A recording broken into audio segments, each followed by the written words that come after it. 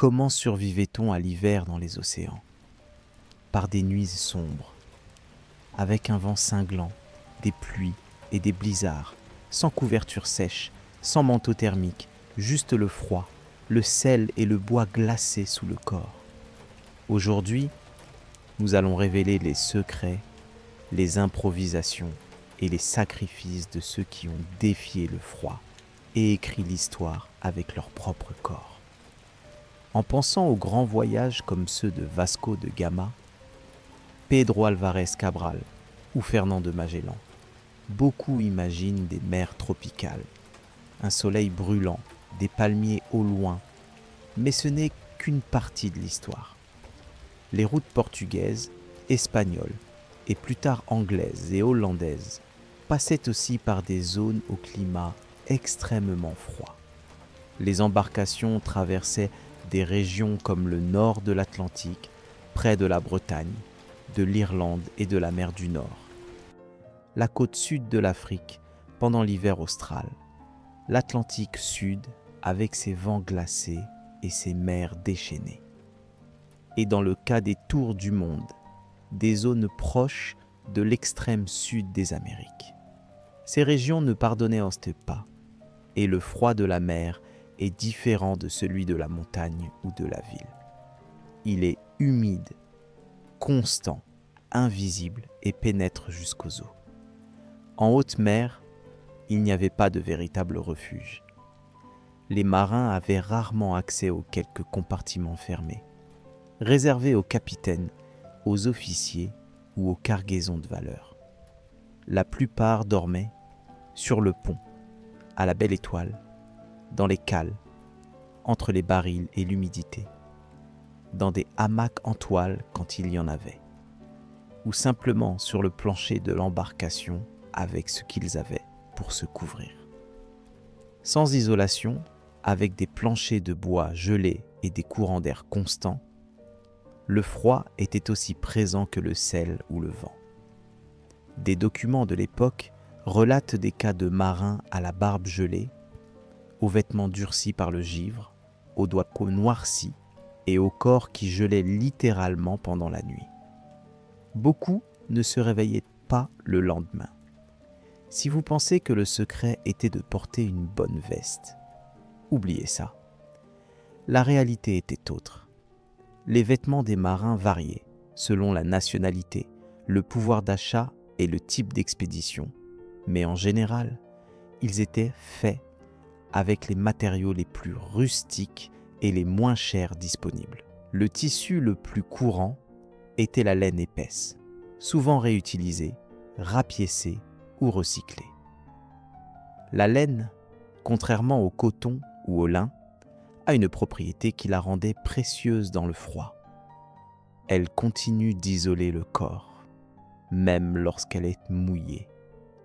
Les marins portaient de larges chemises de lin ou de coton brut, s'enveloppaient dans des manteaux, de vieux chiffons ou des peaux d'animaux. Une technique peu connue mais très utilisée consistait à graisser les vêtements avec de la graisse animale. Oui, ils enduisaient les tissus de saindoux, de suif ou d'huile de poisson, créant une couche hydrofuge et coupe-vent. Bien sûr, cela entraînait un problème collatéral. Les vêtements sentaient mauvais, attirèrent les insectes et, avec le temps, moisissaient ou pourrissaient. Mais lorsque le choix était entre sentir mauvais ou gelé, la décision était facile. Les bottes étaient rares. Beaucoup utilisaient seulement des sandales de cuir brut ou s'enveloppaient les pieds dans des chiffons, créant de véritables sacs thermiques improvisés. Les mains étaient protégées par des gants cousus à la main quand il y en avait, ou par des morceaux de tissu enroulés comme des bandages. Et la tête, une bonne partie de la chaleur corporelle se perd par là. Et les marins le savaient. Ils utilisaient des bonnets de laine, des chapeaux de cuir, ou s'enroulaient simplement ce qu'ils avaient autour de la tête et du cou. Mais malgré tout, le froid l'emportait souvent. Si vous pensez que les navires de l'ère des découvertes avaient un quelconque système pour réchauffer leur équipage. Oubliez ça. Il n'y avait ni cheminée ni foursure. En fait, avoir du feu sur un bateau en bois était presque un crime ou une tragédie potentielle. À bord des nefs et des caravelles du XVe siècle, le feu était monopolisé par la cuisine, quand elle existait. Même ainsi, le feu devait être petit, contenu dans des caisses de pierre, de sable ou de fer. Les seuls endroits sûrs pour ce feu étaient les foyers de bord, des structures simples, souvent faites de briques mobiles ou de morceaux de céramique où l'on allumait un petit brasero, presque toujours à la poupe ou dans un coin isolé du pont. Mais cette chaleur servait uniquement à cuisiner et était rarement autorisée pendant les tempêtes, les vents forts ou au milieu de la nuit. Alors, que restait-il aux marins? 3 uniques sources de chaleur. Le corps lui-même, la principale façon de se maintenir au chaud, était avec sa propre chaleur corporelle. C'est pourquoi les marins dormaient ensemble, blottis en groupe, essayant de retenir la chaleur sous des bâches, des chiffons ou des barils vides.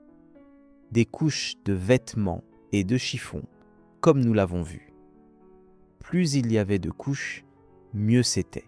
Les vêtements secs valaient de l'or. C'est pourquoi, lorsque le temps le permettait, il les suspendait au soleil ou au vent pour les sécher. Les boissons alcoolisées, vin bon marché, rhum, eau-de-vie et vinaigre étaient consommés pour réchauffer le corps de l'intérieur. Mais il y avait un problème. L'alcool dilate les vaisseaux sanguins, donnant une fausse sensation de chaleur, ce qui en réalité accélère la perte de température corporelle. De nombreux marins ont trop bu en essayant de se réchauffer et ne se sont pas réveillés le lendemain. Imaginez essayer de dormir directement sur un pont en bois, trempé d'eau de mer, avec un vent constant et du sel imprégné partout. Avec le froid de la nuit, le bois gelait. Dans des mers comme l'Atlantique Nord ou dans des passages proches de l'Antarctique, il existe des archives de givre se formant sur les mâts et dans les cheveux des marins. Et comme si cela ne suffisait pas, l'humidité constante créait un environnement propice aux maladies respiratoires, aux champignons, aux scorbut et aux redoutés fiévrons, comme ils appelaient les fièvres inexpliquées. Pour certains capitaines, le froid était une épreuve de résistance, et la mort de marins par hypothermie était presque une routine. On remplaçait les corps par de nouvelles recrues au port suivant. Cruel, mais réel.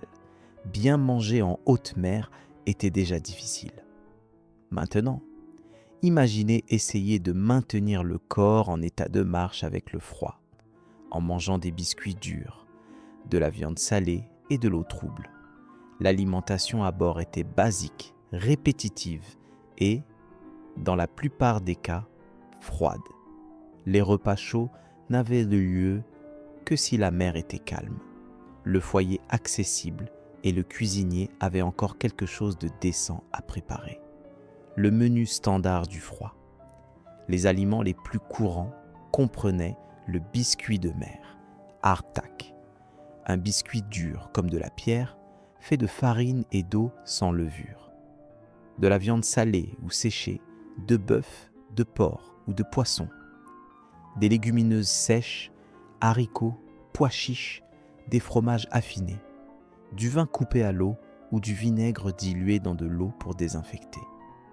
Les bons jours, ils pouvaient préparer des ragoûts avec de l'eau de mer, non recommandés mais courants, des soupes de haricot, haricots avec de la viande séchée, des bouillies de farine ou d'avoine quand il y en avait. Et bien sûr, quand les provisions s'épuisaient, ils mangeaient ce qu'il y avait. Mais le but d'un repas chaud n'était pas seulement de calmer la faim, il réchauffait le corps. C'était une forme de résistance mentale au froid, à la peur, à la solitude. Quand cuisiner était impossible, les marins utilisaient des astuces comme garder des portions chaudes du matin à l'intérieur de leurs vêtements pour maintenir la chaleur pendant la journée. Faire bouillir de l'eau et la mélanger avec du vinaigre ou du vin, en la buvant à petites gorgées pendant la nuit, ou mâcher des épices comme le clou de girofle ou le gingembre pour activer la circulation, quand il y en avait. Et il y avait même des croyances. Certains pensaient que boire un bouillon chaud et faire 3 pas en arrière chassait le froid de la mort. D'autres dormaient avec une cuillère en fer dans les mains pour attirer la chaleur du navire. En résumé, manger, c'était survivre, mais manger chaud dans le froid de la mer était un miracle. Et un miracle que peu pouvaient répéter tous les jours. À bord des nefs et des caravelles, le froid n'était pas une gêne, c'était un tueur invisible. Il ne faisait pas de bruit, ne prévenait pas et n'avait aucune pitié. L'hypothermie survenait en silence. Elle commençait par des tremblements, puis venait la confusion. Les yeux perdaient leur mise au point, les doigts se raidissaient et en quelques heures, le corps s'endormait pour ne plus se réveiller. Une chute de neige n'était pas nécessaire. Le vent constant, les vêtements mouillés et la fatigue physique suffisaient pour que beaucoup succombent. Des récits de bord parlent de marins retrouvés morts, blottis entre des barils, comme s'ils dormaient, les paupières gelées et la barbe couverte de glace, qui, en se levant le matin, laissèrent des morceaux de peau collés sur le bois du pont. Il n'y avait ni couverture thermique, ni médicaments, ni aide. Et quand quelqu'un mourait, le rituel était simple. Le corps était enveloppé dans un drap et jeté à la mer. Sans cercueil, sans prière, le voyage continuait. Le froid constant affaiblissait le corps, ce qui ouvrait la porte à des maladies comme la pneumonie, principale cause de décès à bord pendant les mois froids. La gangrène aux doigts, aux oreilles, aux pieds, lorsque le sang cessait de circuler. Et il y avait le fameux fiébron naval, un mélange de fièvre, de douleurs osseuses et de délire. Personne ne savait l'expliquer. Certains disaient que c'était la malédiction du vent froid, d'autres que c'était le châtiment pour avoir quitté la terre. Ce que l'on sait, c'est que lors de chaque expédition, des dizaines d'hommes étaient perdus. Les survivants revenaient transformés physiquement, émotionnellement et spirituellement. Malgré tout, de nombreux marins ont survécu et ont écrit avec leur propre corps le début de la mondialisation, des routes, des empires. Mais comment ? Ce n'était pas avec la technologie, c'était avec l'instinct, la camaraderie, l'improvisation et une résilience qui ne s'enseigne pas, mais qui s'apprend en la vivant. Les hommes qui ont affronté la mer n'avaient pas de nom connu, ils n'étaient pas nobles, ils étaient anonymes. Mais ce sont eux qui, avec leurs mains gercées et leur corps couvert de haillons, ont traversé les océans et changé le monde. Et c'est pourquoi raconter leur histoire est important, car elle est faite de froid, de douleur, mais aussi de courage silencieux. Aujourd'hui, nous nous protégeons du froid avec des vestes, du chauffage et des couettes en plumes. Mais pendant des siècles, ce sont des hommes comme ceux-là qui ont défié les eaux glacées et ouvert les veines du monde moderne. Si cette vidéo vous a aidé à voir les coulisses de l'histoire avec d'autres yeux, laissez votre like ci-dessous.